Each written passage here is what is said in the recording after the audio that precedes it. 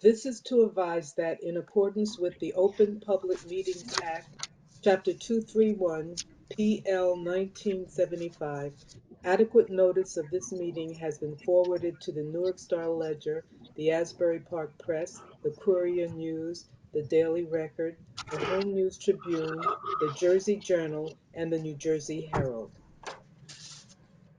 Okay, and now for the roll call. Bergen, Peter Botsolis, present. Essex, David Antonio. Hudson, Ivan Nicholas, present. Hunterdon, Susan Soloway here. Jersey City, Middlesex, Charlie Kinney, present. Monmouth, Joe Attore, present, non-voting. Morris, John Hayes, Morris County. Newark, Ocean, Jack Kelly, Ocean County. Passaic, John Bartlett's here. Somerset, Sarah Huey, present. Sussex, Chris Carney here. Union, Liza Betts, present, non-voting. Warren, Jason Sarnoski here. Governor's Office, Dorian Smith here. NJDOT, Mike Russo, present. NJ Transit, Jeremy Colangelo, present. Port Authority, Jay Sheffield, here. Citizens Representative.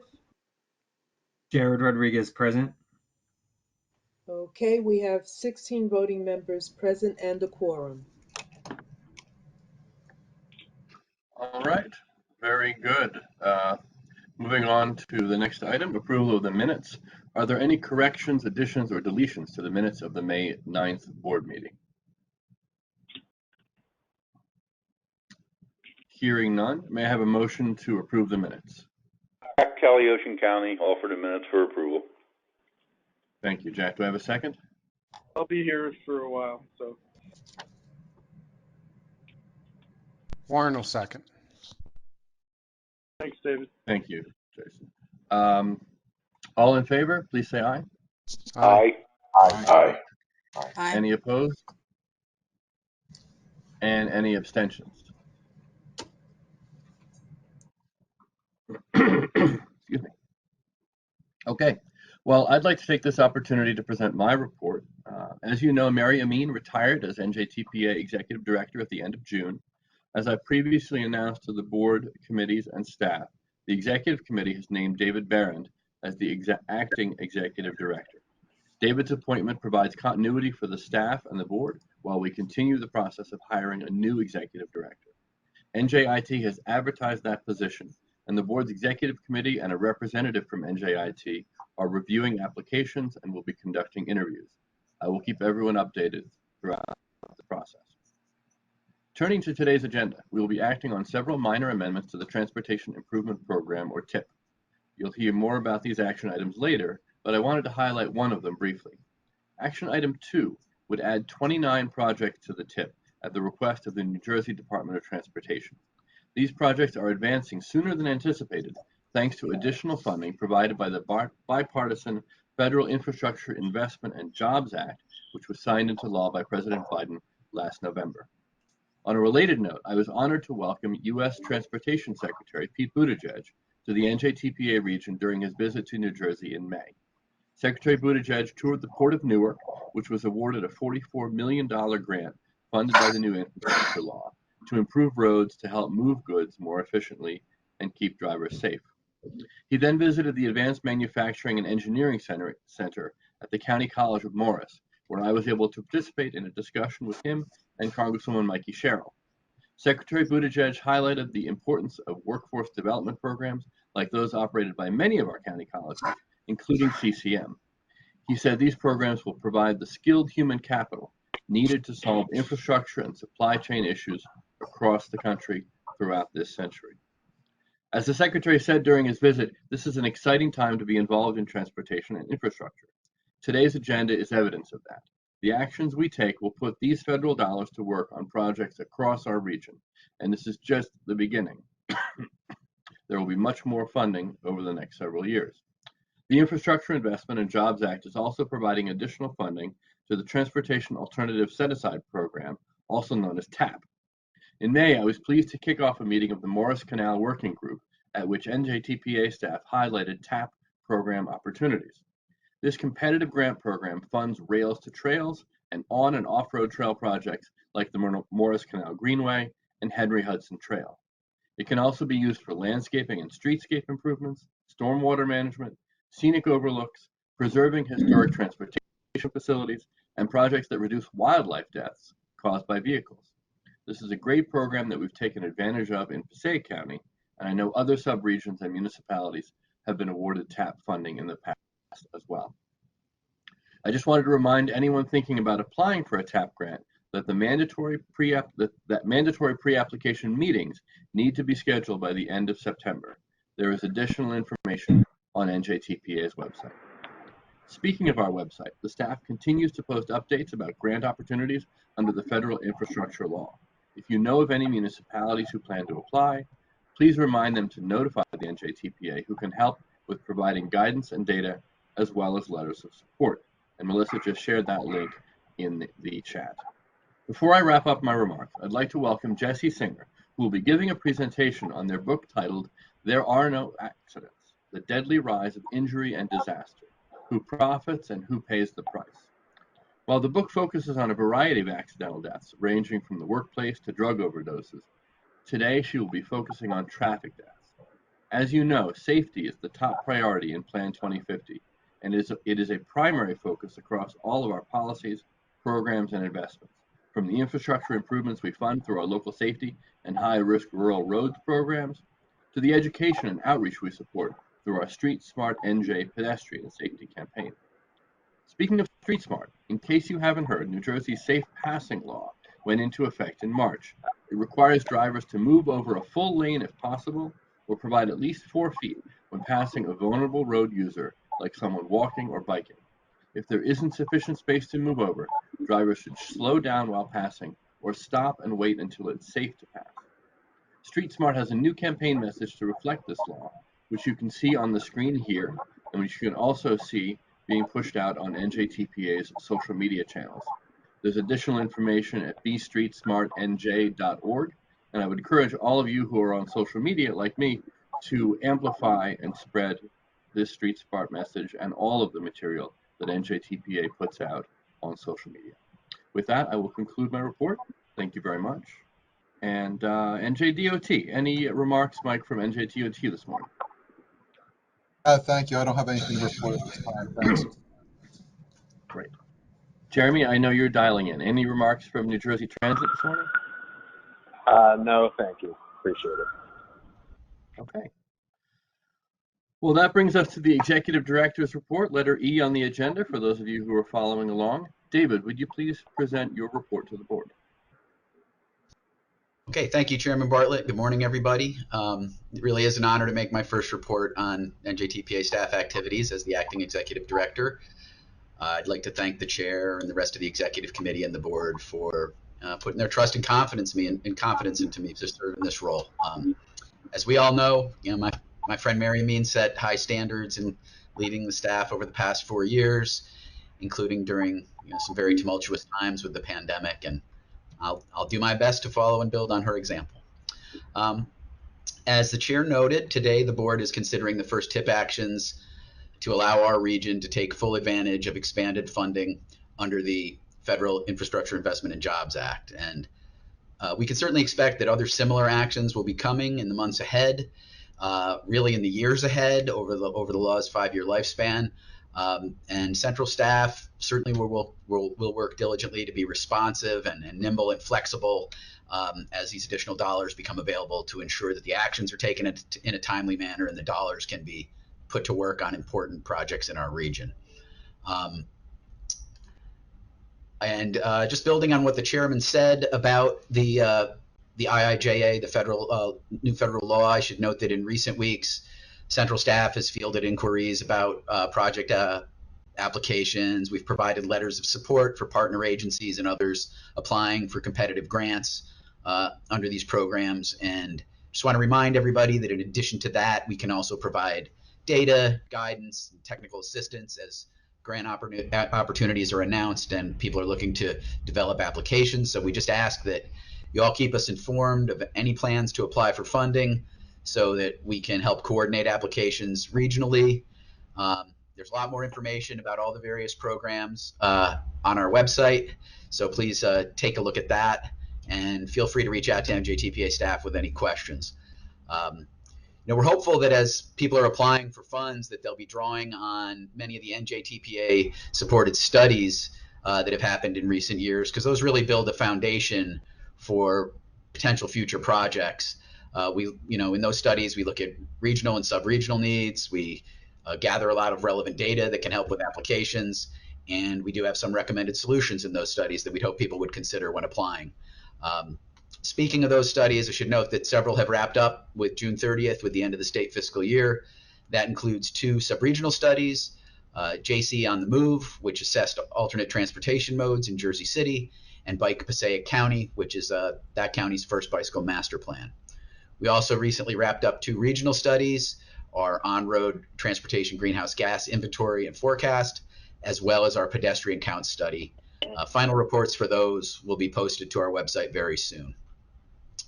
I should note that a common theme for a lot of these studies is promoting sustainable transportation alternatives to motor vehicles, as Plan 2050 calls for.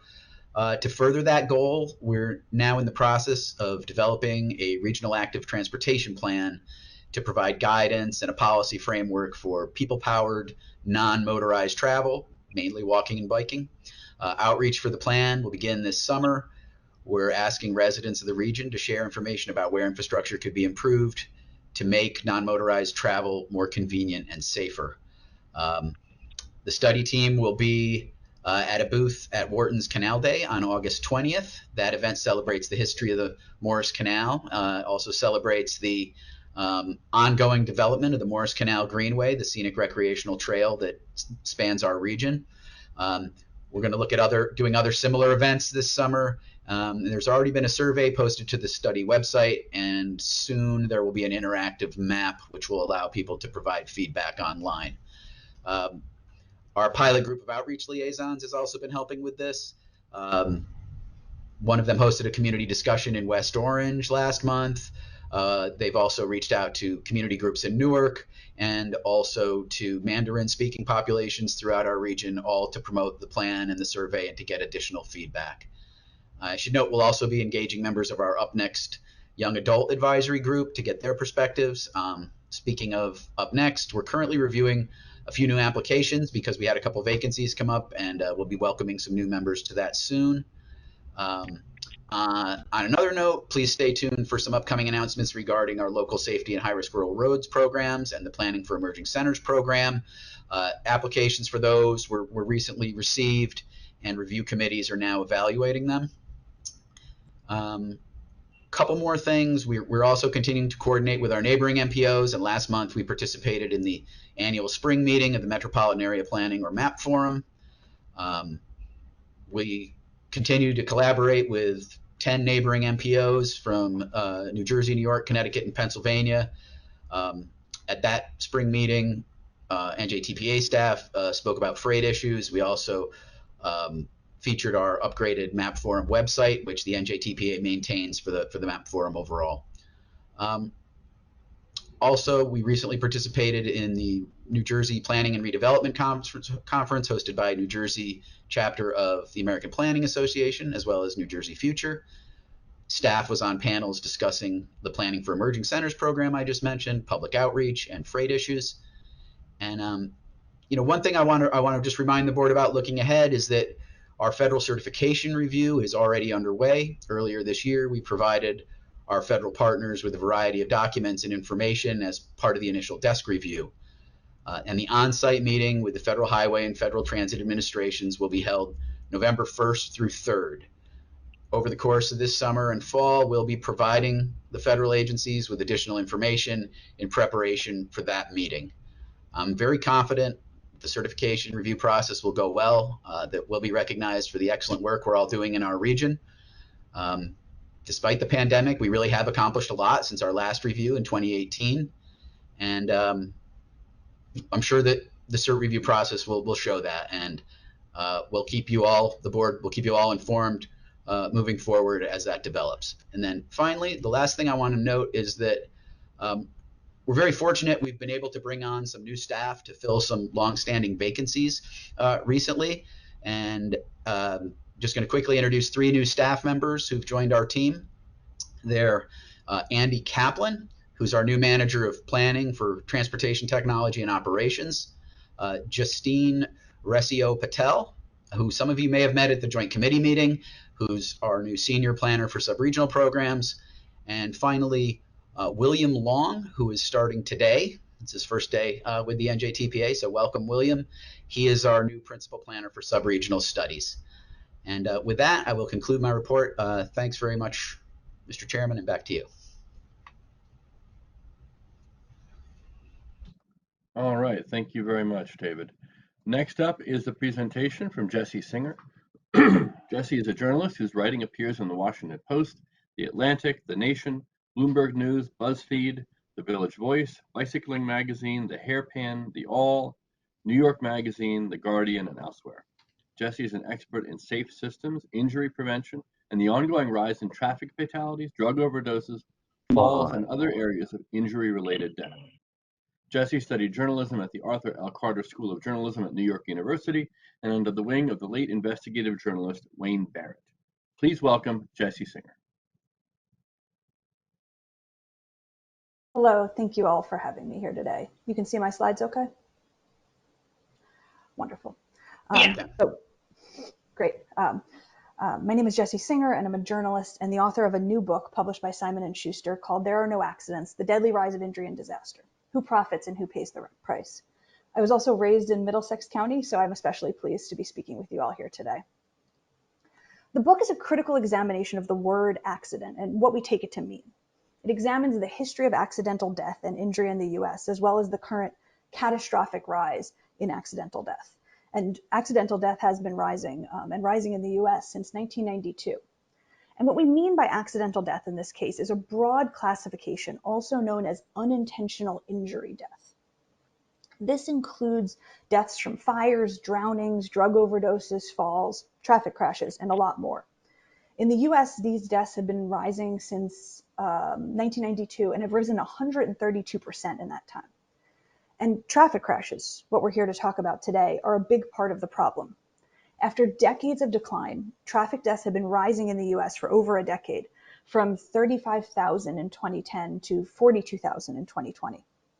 The steepest rises have been seen among pedestrians and cyclists. And as transportation professionals in the face of such tragedy, I think it's easy to feel powerless, but I'm here to assure you that you're not. And perhaps the simplest proof is this. While accidental death at large and traffic fatalities in specific are on the rise in the US, this is not happening in other wealthy countries. In fact, accidental deaths in general and traffic fatalities in specific are declining in our peer nations.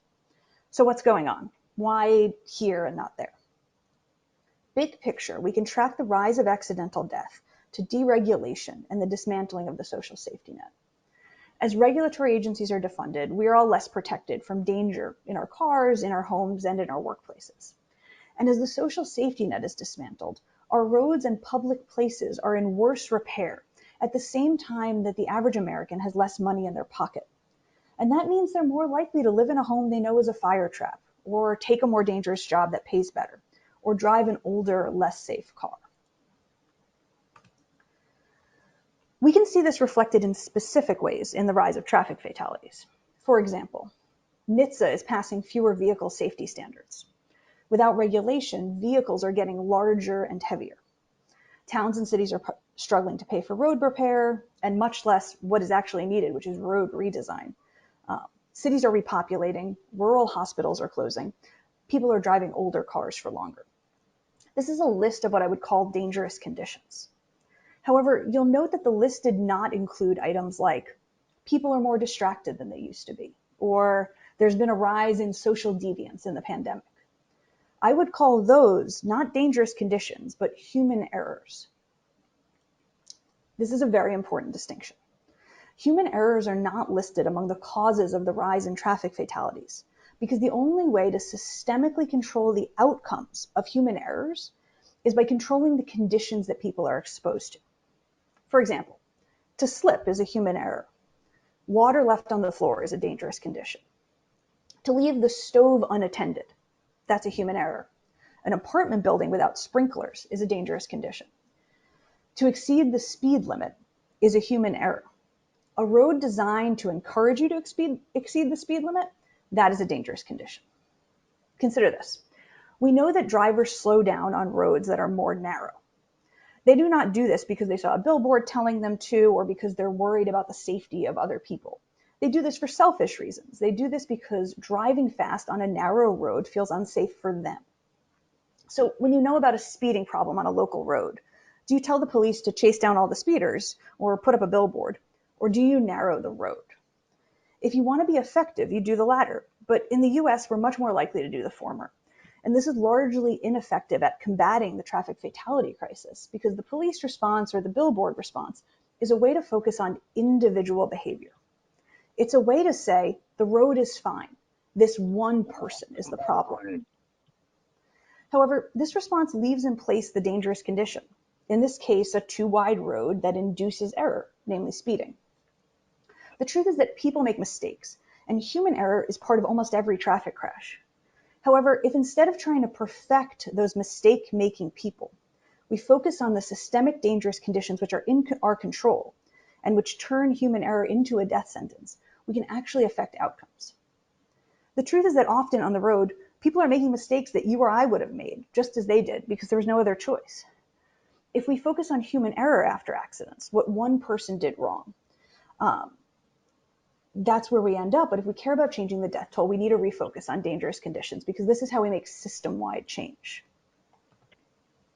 Safety professionals across industries have long debated these ideas, and they have come to define the two sides of the human error dangerous conditions debate as the bad apple theory and the new view. That is, the old theory that a few bad apples cause accidents, or the new view that if people are making mistakes and getting hurt, it indicates that conditions are unsafe. So let's break this down. For subscribers to the bad apple theory, the purpose of investigating an accident is to find the human error and then assign blame to whoever made a mistake. Once whoever is in charge assigns blame and hands out punishment, they can consider the accident solved. For subscribers to the new view, the purpose of investigating an accident is to identify the dangerous conditions that caused people to get hurt when someone made a mistake. Once the dangerous conditions are identified, they can be changed. This could prevent the accident from occurring again, or it could simply reduce the likelihood of death or injury when another person inevitably makes the same mistake. So if you think that accidental death is caused by human error and bad apples, then to prevent accidents, you'd argue that we must fix people, which is quite a challenging proposition.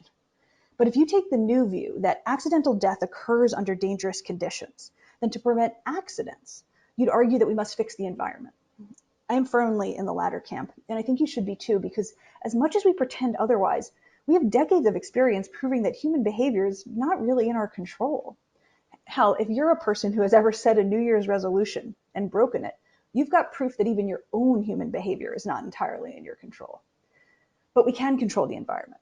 We are in control of the conditions that people are exposed to. And that is all we need to prevent accidental death. Accidents happen when errors occur under dangerous conditions, but you can create conditions that anticipate errors and make those mistakes less of a life or death equation.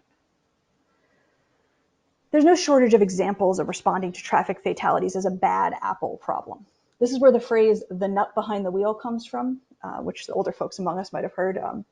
It also is the urge to respond to a systemic traffic safety problem, like the fact that people are prone to speeding, with scolding billboards and police enforcement, rather than an attitude that accepts that certain road designs induce fast driving and employing systemic measures that would reduce the dangerous conditions at hand, such as a traffic calming road diet. So one common example of the bad apple theory in traffic safety is this often repeated myth. 90% of traffic fatalities are caused by human error. I'm sure you've heard this. The truth is that this is a misinterpretation of a study that found that when examining the very last thing that went wrong just before a crash, human error was more common than, say, a broken traffic light or a wet road. It's not the cause of the crash, the study stated, but the last thing that went wrong in the causal chain. It's important to note that this stat has since been avowed by the National Transportation Safety Board and the World Health Organization. Another more recent example of the bad apple theory in traffic safety is the idea that the current rise in traffic fatalities is being caused by pandemic-related anger or social deviance. I'd like to debunk this for you. First, pandemic-related anger or social deviance is largely immeasurable. Second, traffic fatalities have been rising for a decade or 8 years before the pandemic. Third, the rise in traffic fatalities has not been seen in other wealthy countries. It's only happening here, despite a pandemic happening everywhere. And fourth, and perhaps most importantly, this conclusion is wholly unactionable. If you conclude that the rise in traffic fatalities is a byproduct of the pandemic, there's nothing you as transportation professionals can do. But if you say traffic fatalities are rising and I can change the conditions that are allowing people to die, I can change what they're exposed to, then there's so much you can do. James Reason's Swiss cheese model provides a helpful way to understand this. Our transportation system has layers of safety. The government regulation of vehicles, road design standards, infrastructure funding, emergency medical care, to name a few. Today, many of these systems of safety have been shot full of holes. There are holes in our regulatory system, our hospital coverage, our roads. And through these holes, failures sneak through, cascading until what results is a so-called accident. If we see a traffic crash as caused by human error or bad apples, say one driver who chooses to speed, we miss all the information in those layers of Swiss cheese. Understanding layered causality in traffic crashes allows us to see how one speeding driver is actually the result of wide roads that induce speeding and vehicles that have the capability to go from 0 to 60 in 3 seconds and speed limits set by the 85th percentile speed instead of relative to safety concerns, and much, much more. And once we start to recognize these holes, we can learn how to patch them. You can see this model in the hierarchy of controls. This is an OSHA graphic. This is how we approach workplace safety, which notably we're far more effective at than road safety. This is because much of our approach to traffic safety is still stuck at the bottom of the pyramid, the least effective controls, the ones focused on controlling behavior, not conditions, and on rooting out bad apples, rather than reducing harm for everyone, even people who make errors. In traffic safety, we spend a huge amount of time and energy in the administrative control section of the pyramid, attempting to change the way that people drive, walk, and bike through education and enforcement, instead of changing the conditions in the environment where they drive and walk and bike. This may be hard to hear, but the truth is that we have limited evidence that education campaigns and police traffic enforcement are effective tools to combat traffic fatalities wholesale, especially when we compare it to interventions that change the built environment. If you think about this logically, it makes sense. Say you see a new billboard that says speeding kills. You're not an idiot. It's very likely that this is information you already know. Will it change your behavior? Probably not. Will you even remember it a moment later? Think back to every broken New Year's resolution you've ever had. Those were behaviors you wanted to change, whereas speeding benefits you. It saves time. Why would a billboard you may notice once change a lifelong, personally beneficial habit? And say you speed to work 5 days a week, past that billboard, and one day a police officer pulls you over. What message does that send? It's not, I better change my behavior, because that officer only caught you 1 day out of 5. Rather, the message is, I had bad luck today and good luck 4 days. I bet my luck will be good again tomorrow. And as a side note, this is actually why automated enforcement does save lives. Where random or intermittent police enforcement plays on our sense of luck and unfairness, automated enforcement is a guaranteed every time consequence. And that does elicit a behavioral response. I want to be real with you. It makes sense that we turn to these so-called administrative controls and human error responses, despite their debatable effectiveness. Education is a relatively cheap way to say you reached everybody. Police traffic enforcement is already built into the budget. By contrast, changing the built environment, changing dangerous conditions, that requires special planning, special budgets, special efforts, but it also saves lives. There's another reason that we cling to the idea that traffic fatalities are a matter of correctable human error. The bad apple approach is psychologically satisfying. Look, if someone dies and you decide that the problem was one bad apple, then it says the system is fine. It's just a few bad people who are the problem. And after the seemingly random horror of a traffic crash, the idea that the problem is just one person is deeply comforting, but it's also incorrect. So what is to be done instead? I say this: stop trying to perfect people's behavior on the road. Instead, accept that people are selfish, accept that people will want to bend the rules, and design an environment that's safe for them, just as they are. Automatic fire sprinklers are a great way to understand this. Automatic fire sprinklers don't tell people not to smoke or punish them for playing with matches. Sprinklers prevent the harm of an accident, even if you're a bad apple. So in traffic, what does this look like? The answer starts with a focus on the built environment. The only holistic answer to traffic safety problems is controlling dangerous conditions. And luckily, there are a million ways to do this. There are so many holes in the Swiss cheese that you can patch. You can narrow local roads known for speeding with curb extensions, so drivers don't feel safe exceeding the speed limit. You can install raised crosswalks and daylighting and leading pedestrian intervals at intersections, so pedestrians and cyclists are better seen. You can create separated biking and walking paths that prevent any potentially harmful interaction between people and cars. You can expand public transportation options because people on the bus are far less likely to be killed or to kill someone in traffic, and the availability of public transit directly reduces DUIs. You can add crosswalks where people are already crossing the street, not only where the MUTCD says you should. You can elevate NJTPA street design standards over the MUTCD as they're far more evidence-based. You can pass legislation to legalize automated enforcement and to lower speed limits to 20 miles an hour. You can install safety devices on the city and county fleets that are in your control, such as speed governors on city vehicles, side guards on garbage trucks, driver monitoring systems, lane change detection, and automatic emergency braking on every vehicle in your fleet. All of this is evidence-based and proven to work. And all of this protects people, regardless of human error, even if they're a bad apple. All of this changes the built environment, removes dangerous conditions, or protects from them, even if people make a mistake. If you're thinking, we can't afford this, I understand. I'd also say this. Often government initiatives focus on reaching the most people. And this is how we end up with billboard campaigns that reach thousands to little measurable effect. Instead, I would say, spend those limited dollars focused on reaching the most needful. Make a decision to reach fewer people, but to be more effective. Sure, a billboard can educate 1,000 people to questionable results, but if you use those same funds to redesign even one intersection, you will definitely reach fewer people, and you'll be guaranteed to actually save lives.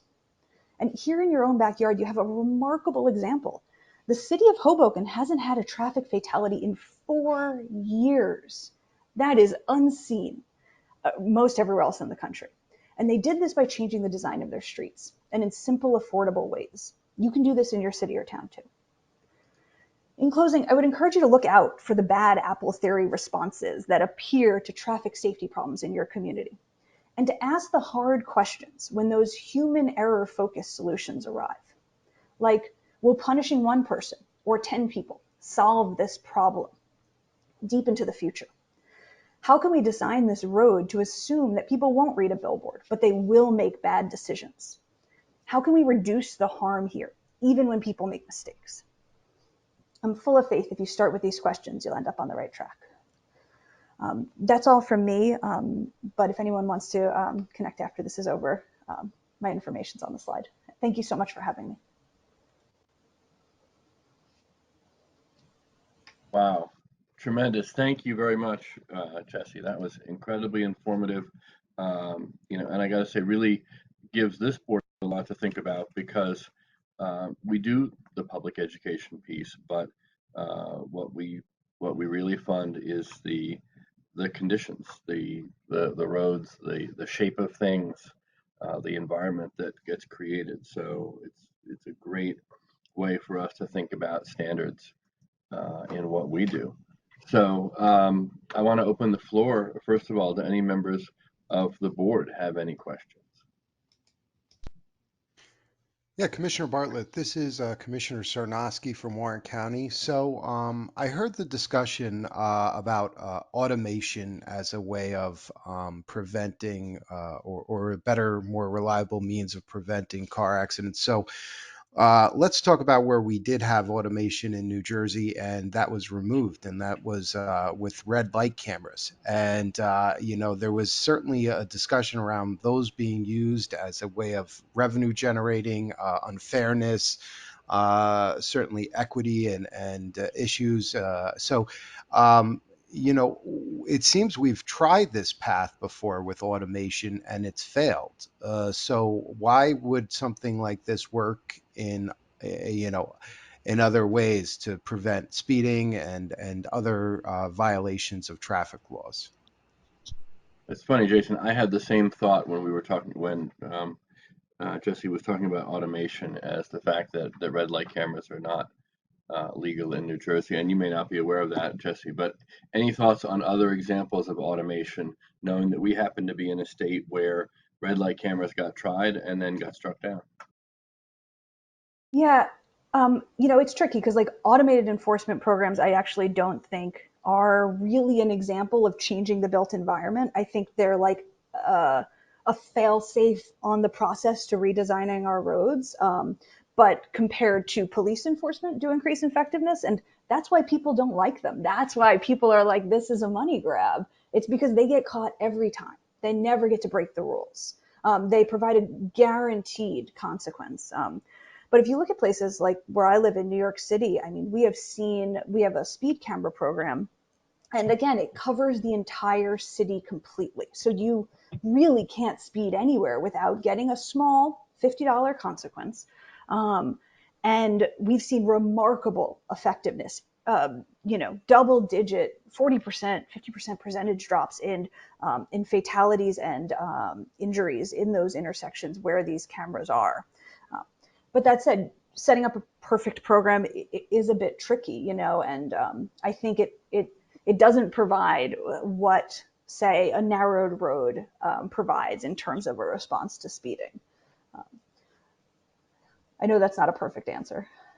Yeah, no, but it's a good one. And it also, I mean, talking about this in terms of the designed environment and the built environment also avoids the regressive nature of things like red light cameras, where to your point, $50 when you roll through a red, adds up for, folks that are commuting to work every day, at minimum wage.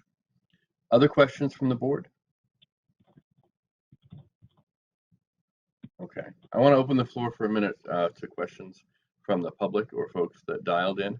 Feel free to post to the chat if you're online, or if you're dialing in, go ahead and unmute yourself. Chairman Trevor Howard from City of Newark had his hand raised earlier. I don't know if Trevor still wants to speak. Yes, I do. Go ahead.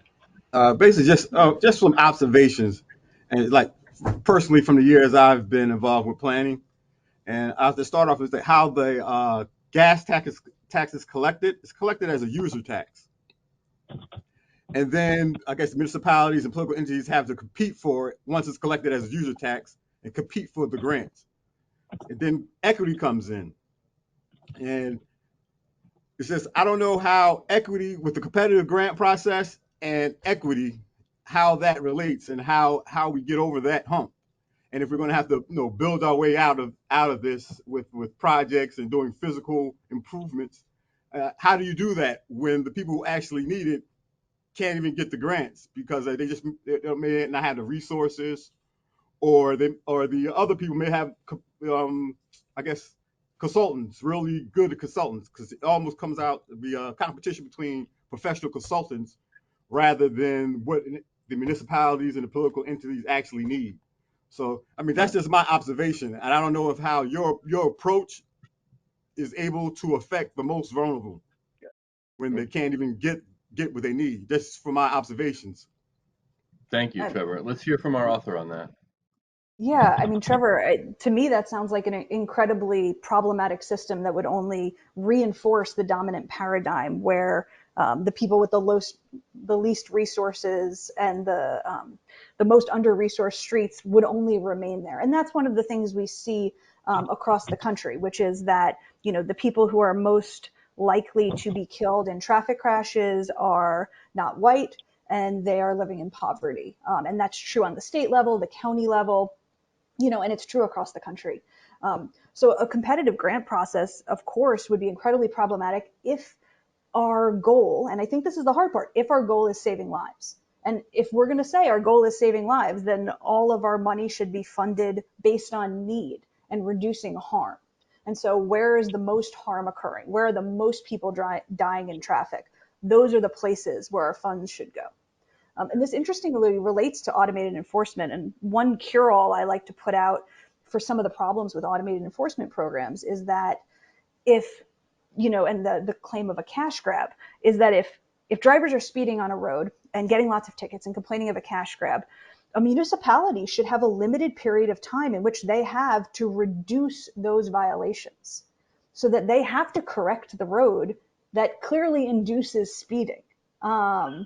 Within a certain period of time, which is to say, it's a way of saying, this is where the harm is. We can control the harm by controlling the built environment. And that, is everything from like how we design our roads to how we allocate our funding. And that funding should reflect the city's and the state's priorities. And I would hope those priorities are reducing the number of people killed and injured above anything else. That's great.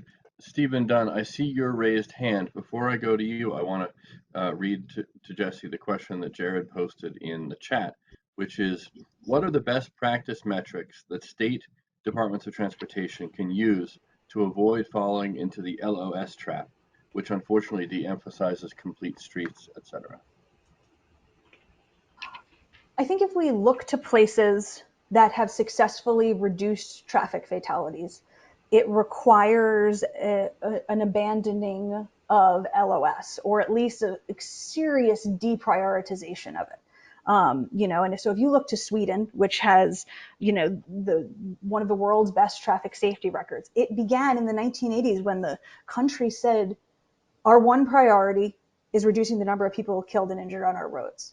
If people are being killed and injured on our roads, then our engineers are failing, our planners are failing, our government is failing. And so it was a way of looking at, this is called the safe systems approach, a way of looking at the transportation system holistically and putting fatalities and injuries above moving people, above efficient transportation. And so it's a decision that, some American economists might scoff at, but if we actually care about saving lives, it's the only direction we can move in. Okay. Stephen Dunn, you have your hand raised. Ask your question to our guest. Hi, Jesse. Stephen Dunn from Kenilworth, New Jersey. And I read your book and I loved it. And one of the chapters that struck me was love and rage. And I'm just curious, how do you balance that? Because particularly when you're talking about these campaigns that tell me to walk safer and drive safer, I personally get angry hearing it because I pull a lot of dead people out of cars through my work. And I know that you're the nemesis, or the genesis of your book was one of your friends being killed in a place that he shouldn't have really been killed. So what advice do you have for people like me or activists or someone who want to see change but kind of get overcome by the anger that comes from seeing the same messages that don't work over and over again? I want to start with sympathy because I think that is the hardest work. But something that helps ground me is that, recognizing my anger, recognizing that it's legitimate, taking a deep breath. But if traffic safety messaging, public, like those PSA campaigns make you angry, I would think about maybe how often the creators of those PSA campaigns are also angry. And they're channeling their anger at one individual bad apple driver, right? And you're feeling that same anger at them for, individualizing the problem. And all of us with our anger really are seeking comfort, right? We're saying this thing seems so random and so horrible, and I'm afraid of it. I'm afraid it's going to happen to me. It's going to happen to my family. How can I get rid of this anger and this fear? And the way we do that is by finding someone to blame. So when you're blaming the designers of PSA campaigns, or when the designer of a PSA campaign is blaming, the bad Apple driver, no one's solving problems. So I understand this is imperfect advice, but like taking a deep breath and saying, okay, this is infuriating, but how can we prevent future harm? What can we actually do here that will intervene in this cycle of harm? And like finding those really practical solutions, which there are a million. When it comes down to it, traffic safety is not cancer, it's not COVID. We know the answers, we have the studies, we have the evidence, we have hundreds of model nations around the world. We just need to like take a deep breath with our anger and our urge to blame and find a bad guy and focus on reducing harm and solutions that actually prevent death and injury.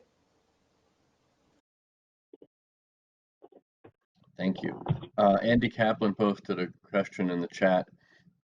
One challenge to reach this vision is the reliance on nominal safety-based design and engineering standards. Following a nominal standard, which Andy just defines as either a particular thing meets the standard or it doesn't, is easy for a designer to protect themselves from liability. However, it is in some ways holding back the infrastructure safety vision that you've articulated. Are there any recommendations on changes to implement in the design process to help achieve safer infrastructure? I talked to more than any other expert in writing this book. I talked to traffic engineers and I kept trying to grill down with them. We know how to save lives. Why don't we save lives? And this question of personal liability, of designer liability came up again and again. And it's interesting, we talked about Sweden earlier. The real core paradigm change for Sweden wasn't just saying traffic fatalities and reducing them is more important than moving people on the roads. It was that they said the engineers are responsible, the system designers are responsible for reducing traffic fatalities. So perhaps, I'm not an engineer and I don't know a perfect answer to this problem, but I think that there is an important question to institute into the process, which is when someone dies on a road, turning to an engineer and saying, why did this person die? That doesn't line up with our goals. How can you prevent it? And of course, very important to doing that is also not allowing that engineer to have the excuse of a bad Apple response, not allowing that engineer to say, well, someone was speeding, because then the question is, why did you design a road where someone can speed, where someone wants to speed? How can we fix that?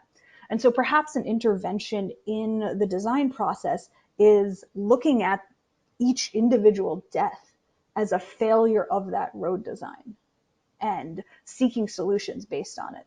And accepting that a road design where one person dies is a road design that doesn't compute with the goals of that place. That's great. Again, thank you so much, folks. Jessie Singer, let's give her, I guess, a virtual round of applause. But more than that, thank you very much for making the time. I think this was incredibly informative for a lot of us. Like I said, as a child of Middlesex County, it was a real pleasure to be here. And thank you so much for having me. I'll leave you all to the rest of your meeting, but folks should feel free to be in touch offline. Yeah. And you can also follow Jessie on social media. So again, thanks to our speaker. Thanks to everyone who participated in that conversation. I thought it was really invigorating. Let's move on now to our committee reports. And I'm going to call on Commissioner John Kelly to give the Project Prioritization Committee report. Thank you, Mr. Chairman. And I am pleased to report on the activities of the Project Prioritization Committee, which considered 5 action items at the Joint Committee meeting in June. 4 of these items are on today's agenda. First, the committee approved a minor amendment to the Transportation Improvement Program, or TIP, to add the Bayonne Commuter Ferry Pier and Dock Improvements Project as requested by the City of Bayonne Funding in the amount of $657,000 has been made available through a grant from the Federal Transit Administration.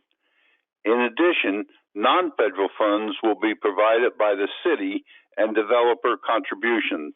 This is listed as action item number 1. Mr. Chairman, do you want to do these individually, or might do the whole report and come back and vote on the action items? Why don't you go ahead and finish your report, and then we'll go back and I'll call a vote on all the action items. One by one. Very good. All right, next, the committee considered a minor amendment to the TIP to add 29 projects as requested by the New Jersey Department of Transportation. As the chair noted, these added projects are supported by resources in the federal infrastructure law.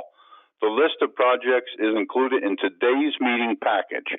Please note that revised documentation for 2 projects in Middlesex County was mailed to you last week, reflecting the NJDOT's ability to advance the projects a year sooner than originally scheduled. This is listed as action item 2.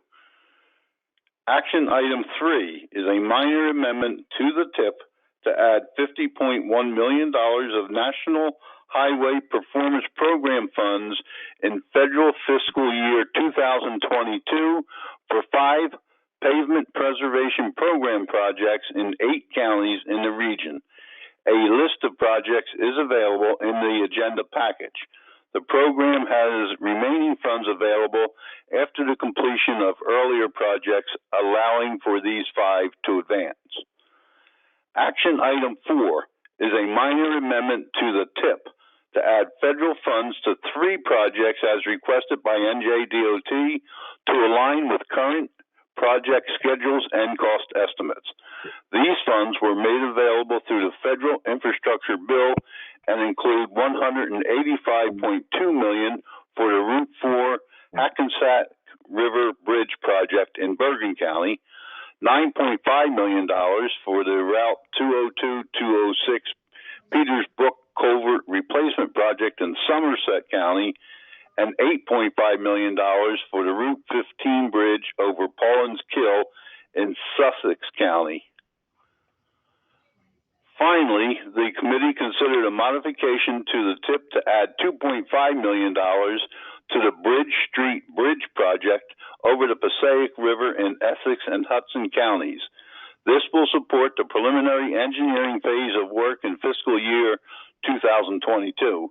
The funds are available from the NJTPA Future Projects Program line item. This modification was approved by the committee and no further action is required.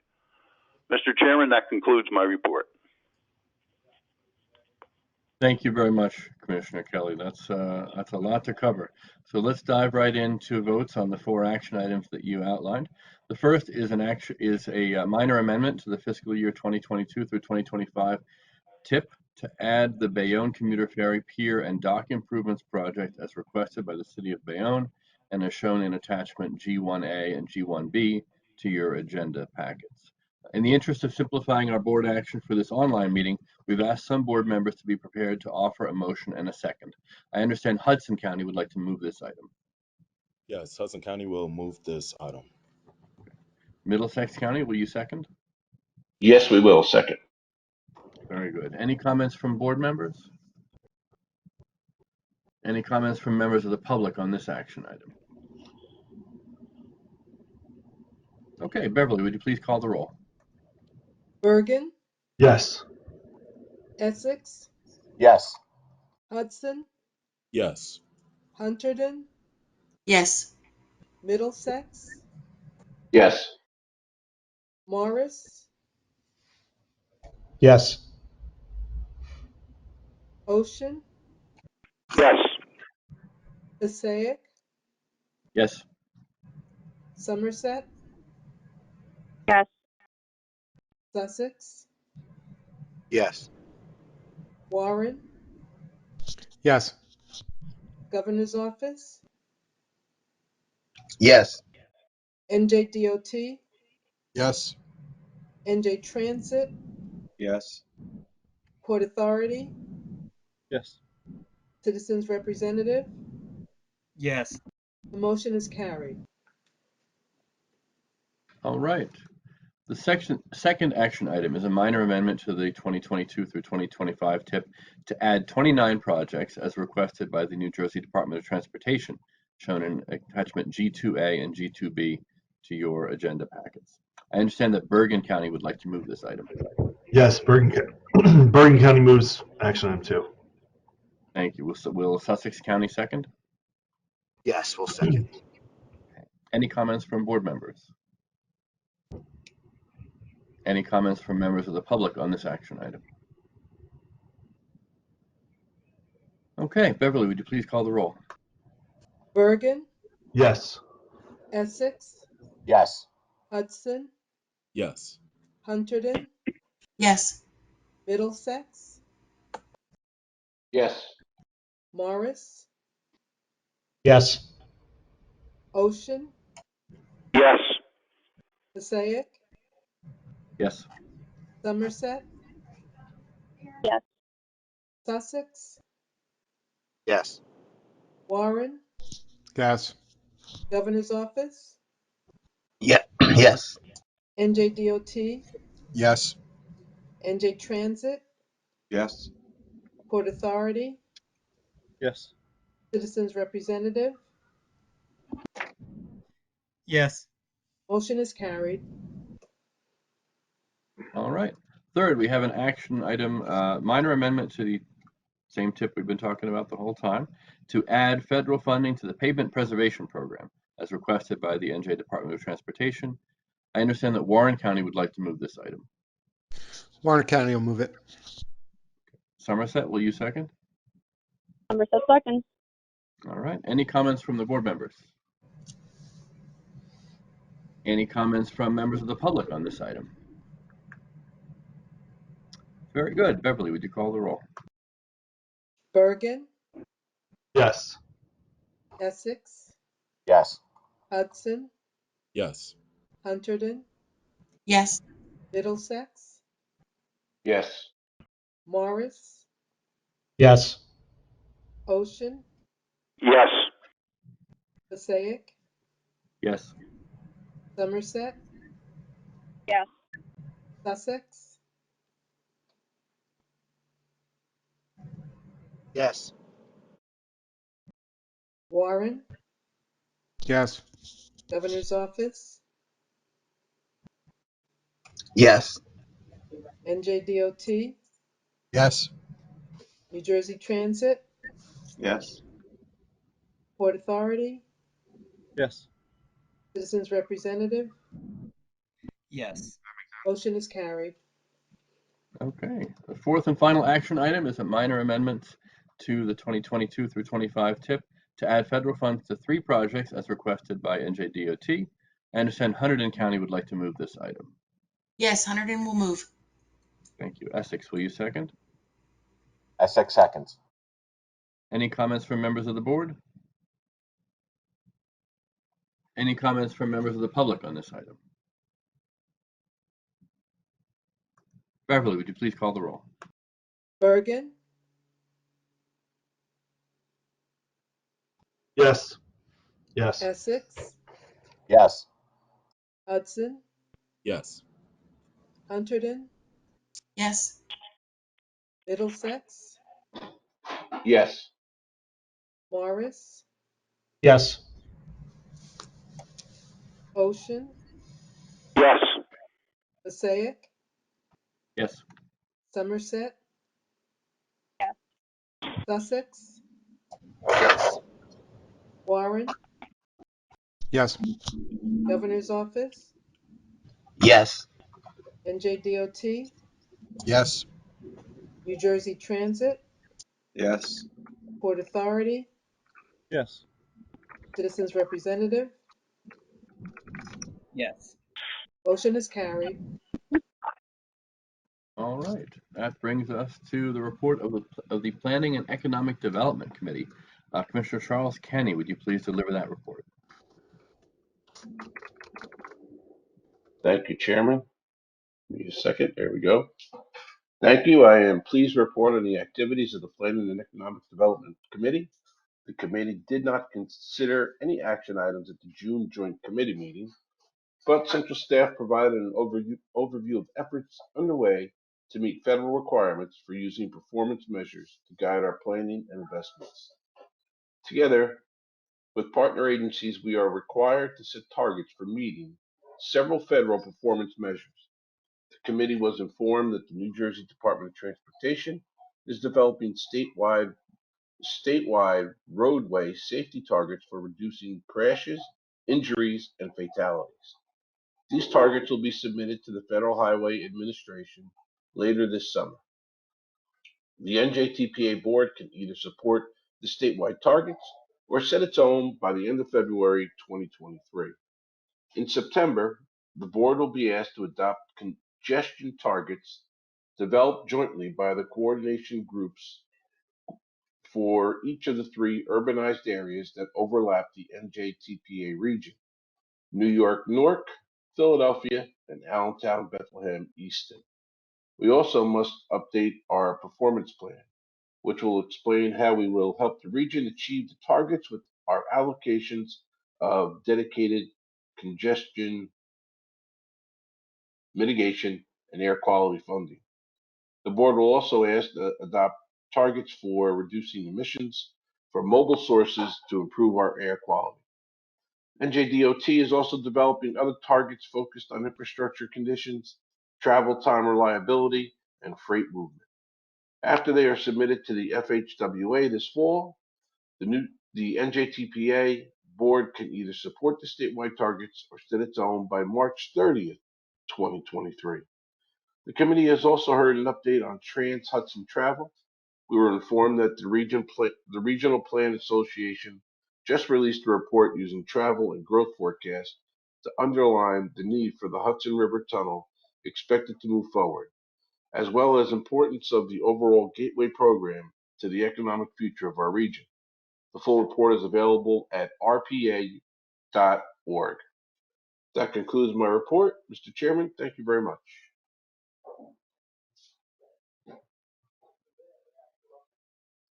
All right. Thank you very much, Commissioner. That brings us to the Freight Initiatives Committee, and I'm going to call on Commissioner Jason Sarnowski to give the Freight Initiatives Committee report. Thank you, Chairman. I am pleased to report on the June meeting of the Freight Initiatives Committee, where we heard our annual trucking industry update. Our first speaker was Nicholas Gill, Vice President of Workforce and Labor Policy at the American Trucking Association. He reported that the truck driver shortage is expected to double from an estimated 80,000 last year to 160,000 by 2030. Freight volumes have slowed from 2021 but remain high. The pandemic years have been strong for trucking generally, with lots of goods being transported, tight capacity, and higher rates.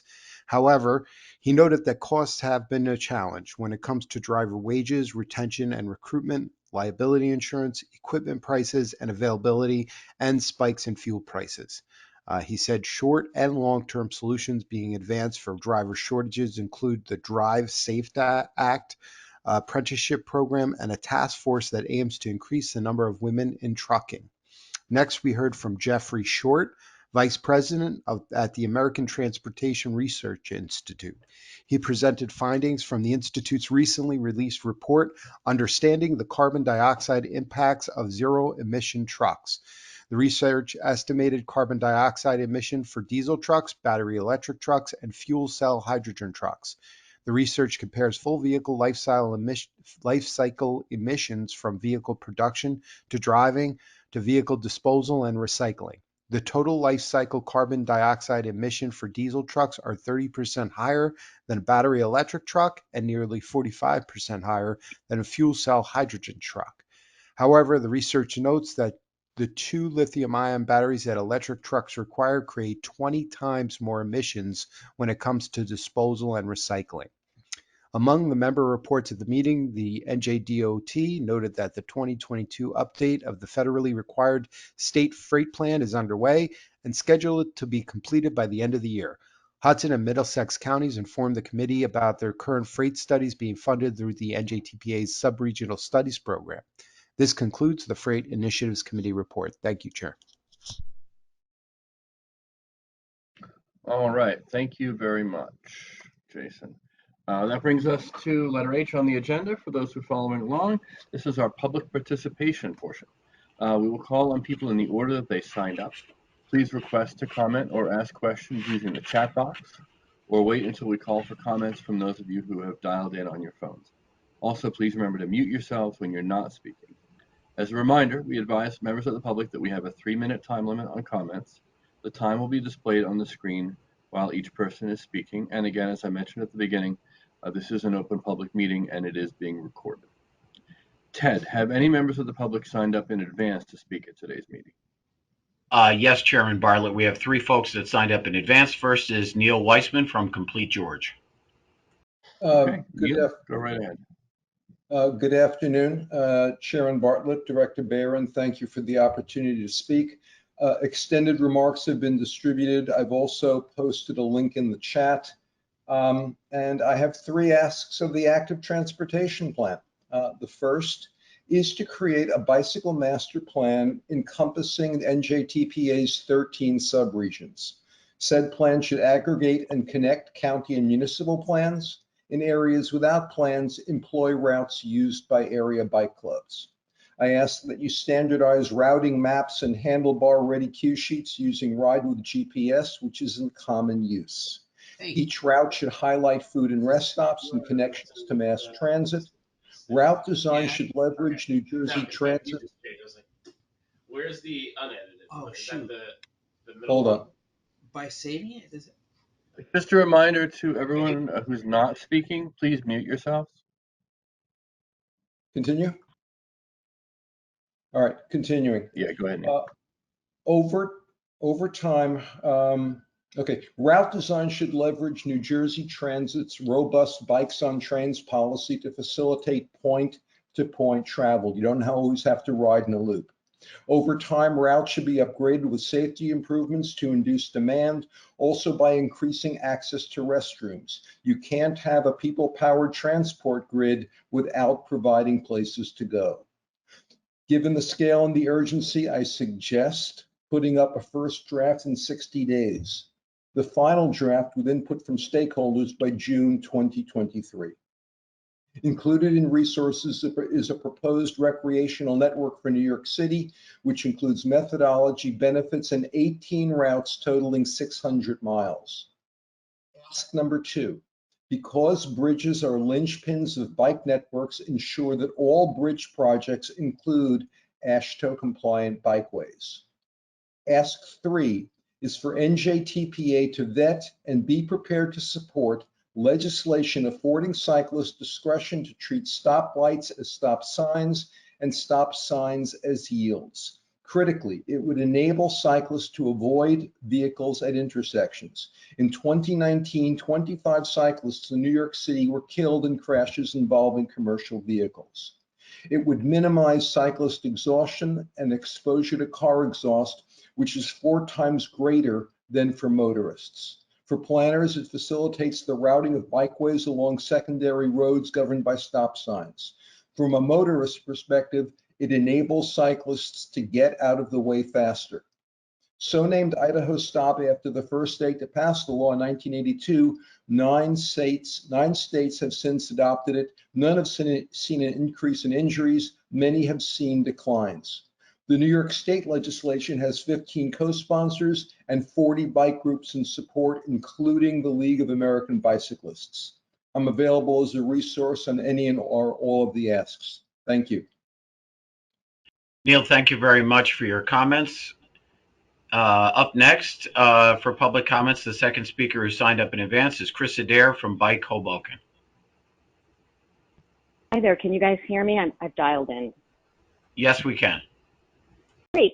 My name is Chris Adair, and I'm with Bike Hoboken and also Bike Hudson County. I'm calling today to express my support for the active transportation plan that NJTPA is involved with. Also to encourage you to make sure that there is a bikeway on the Bridge Street Bridge, and also to encourage more community engagement for the active transportation plan. I know you have done some of that outreach.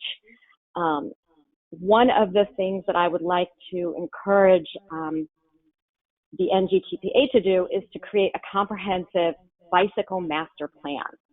We're having some, we're working on getting our Hudson County to potentially do this, but I feel like if the NJTPA could kind of present or create this regional bicycle master plan, that would help inform the counties that don't have bicycle master plans in creating their own. I know Passaic County has one, but I don't think there are any other counties that actually have them. So we're working with municipalities like Hoboken, where I'm at. We do have a bicycle master plan, although it's quite dated at this point. But if we could get the NJTPA to kind of oversee some of this and kind of encourage this at the county level, I think this would really help give the counties the resources and give them the little push that they might need. Again, I love the fact that you guys, safety is the top focus. That's kind of what I've been hearing through this whole meeting. So I do think that creating a bicycle master plan really folds into that. So I would appreciate it if you guys would consider that. Thank you. Thank you, Chris, for your comments and for Bike Hoboken's interest. The third speaker is Emmanuel Morgan, also of Bike Hudson County and Hudson County Complete Streets. Hi, can everyone hear me? Yes, we can. Great. My name is Emmanuel Morgan, and I just want to I don't think she's on the call anymore, but a thank you to Jesse Singer and to Neil Weissman and to Chris Adair for coming to, and I would like to echo all of them on asking for whatever we can do to improve road designs for active transportation road users in Hudson County and beyond. We are organizing, we have more than 200 active transportation road users. We call them that, but really cyclists, pedestrians, and we are attempting to advocate with our elected representatives to improve road safety and infrastructure. And we are very grateful for the active transportation plan survey, which many of us have already filled out, and looking forward to working with Keith and with everyone else. So we are here as collaborators, as stakeholders, as active members of the community to provide feedback and to attend site visits, which we are doing with our local professionals to the best of our ability. But we really, I'd like to echo Neil and Chris in advocating for a regional bike master plan that would cross multiple counties. It's wonderful that Union County, Passaic, I think Middlesex, Somerset are working on their bike and active transportation plans, but some of the other counties, my own, and neighboring counties are not there yet. So if we could come up with a regional plan that would cross counties, we could then work with our local officials to connect local roads to that plan. So again, echoing support for a regional plan and for specifically a bikeway on the Bridge Street Bridge.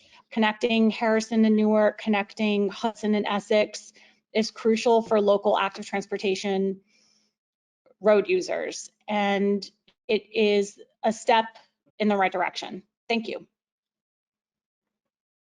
All right, thank you very much. Thanks to our three speakers who signed up ahead of time, and Neil for providing the link to your extended remarks. Thank you, Ted, for moderating those three sign-up speakers. I don't see anyone else in the chat that's asked to speak. Is there anybody else, Ted, who's contacted you asking to speak? Well, there was just a couple of follow-up comments in the chat box, Chairman.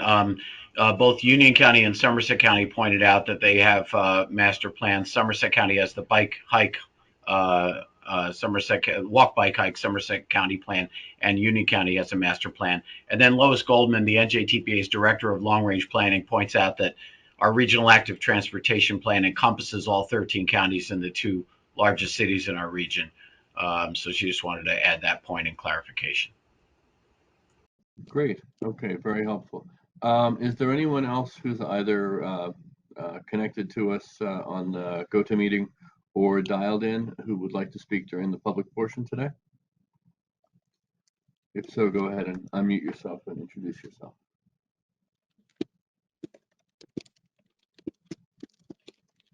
Okay, hearing no one, that brings us to the end of the public portion of today's meeting. I'm going to announce the time and place of our next meeting. That will also be virtual, as we have been for more than 2 years now.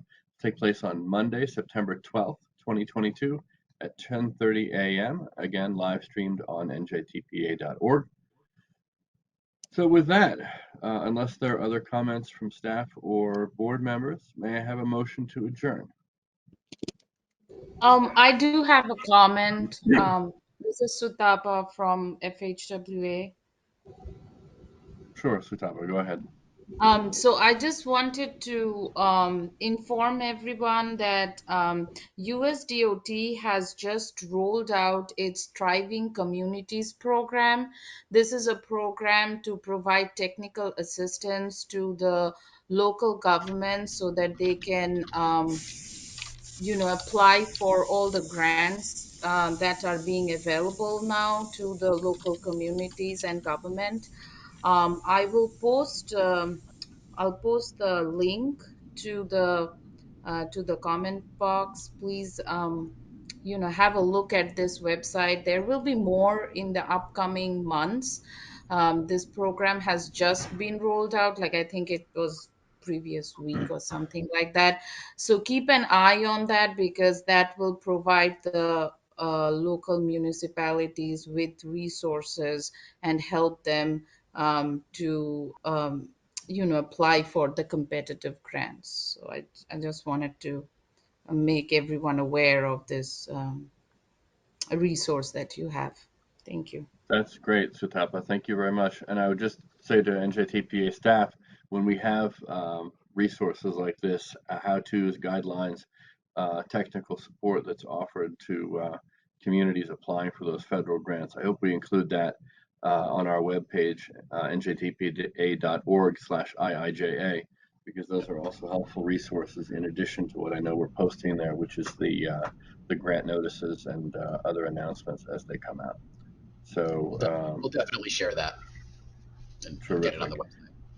So and anybody who as you're interacting with your municipalities, with subregions, remember to direct them to njtpa.org/IIJA for information on all of these bipartisan infrastructure grants that USDOT is rolling out throughout this year and the next 4 years after this as well. So that's a great resource. Again, our next meeting will be virtual. It will be September 12th, 2022 at 10:30 a.m. And may I hear a motion to adjourn? Offer a motion to adjourn. Middle 6 seconds. All right, very good.